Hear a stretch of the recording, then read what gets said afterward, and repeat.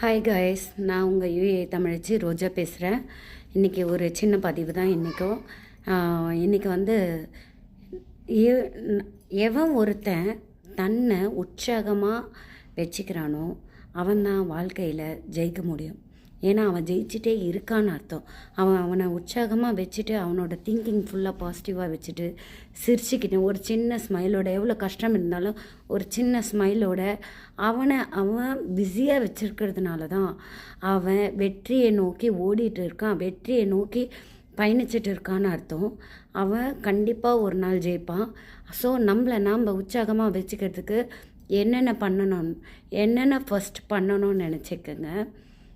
நம்ம அடுத்தவங்களை பற்றி பேச வேண்டாம். நம்மளுக்கு தேவையோ, நம்மக்கிட்ட என்னென்ன குறைகள் இருக்கோ ஃபஸ்ட்டு அதெல்லாம் திருத்திக்கிங்க.